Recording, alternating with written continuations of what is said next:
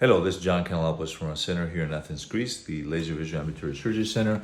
We're going to see an interesting young colleague. She's a dentist actually, and she had trifocal intraocular lenses placed to tackle her presbyopia. From what she reports to us, she did not have significant cataract. She is 49 years old, and she was miserable. She complained inability to work with her patients. Mentioned before, she was a dentist. This was her contractivity prior to procedure. She felt that everything, distance, intermediate, and near, were blurry, despite the fact that her visual acuity was 20/20. So we did undergo a IOL exchange. I'm going to show you here, and I'm going to speed it a little bit, the actual procedure. You can see here we're going to try and tackle the trifocal IOL. It's a single plate trifocal IOL. I'm going under the intraocular lens with viscoat and try and release it.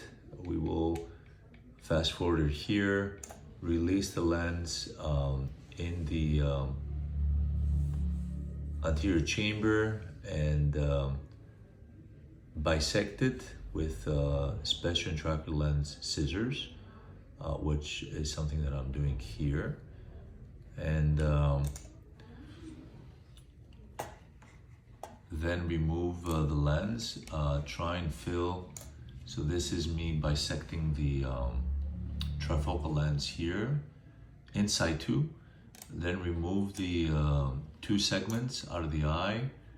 We're left here with the second segment. We'll go fish that one out. Then inflate the capsular bag.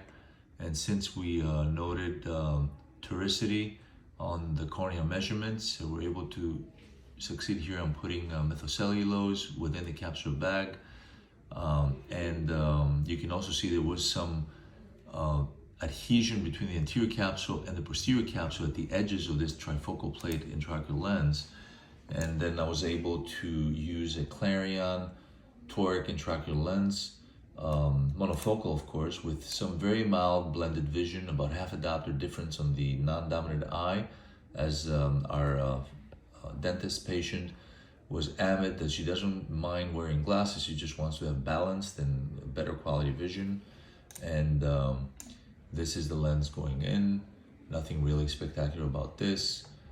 And as a result, we're going to see her contractivity improving from pre-op with her trifocal lenses to first week with the monofocal, slightly blended vision, Clarion aspheric toric intraocular lenses, and today a marked improvement as the average of both eyes, which is the circles, is performing above normal for the spatial frequencies of 1.5 and 3, and then at high normal for spatial frequencies of 6 and 12, and relatively mid-range normal for a spatial frequency of 18. And this is a drastic improvement from the pre-ops.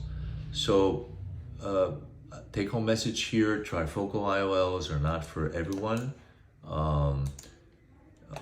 Some patients may have significant difficulty.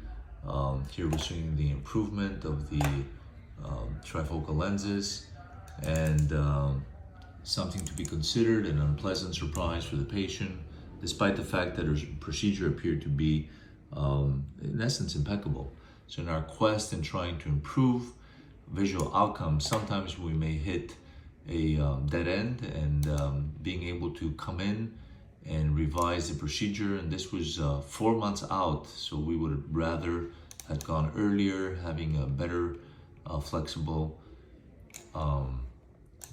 capsule bag. And I'm closing with the contrast, with the actual wavefront analysis of the trifocal lenses seen here with the Alcon sitemap device. This is the one eye, and this is the other eye, showing some clear functional, maybe slight decentration here, but very significant trifoil. And here we're seeing some almost horizontal coma in the right eye, and probably the reasons why these lenses did not perform well for the patient. So In a short review here, we saw some of the challenges that trifocal lenses may have. Of course, we know that in some patients work very well. It's very difficult to preempt which patients will function well and which will not. So I hope you found this interesting. This is John Kanellopoulos from our center here in Athens, Greece, signing out. Thanks very much.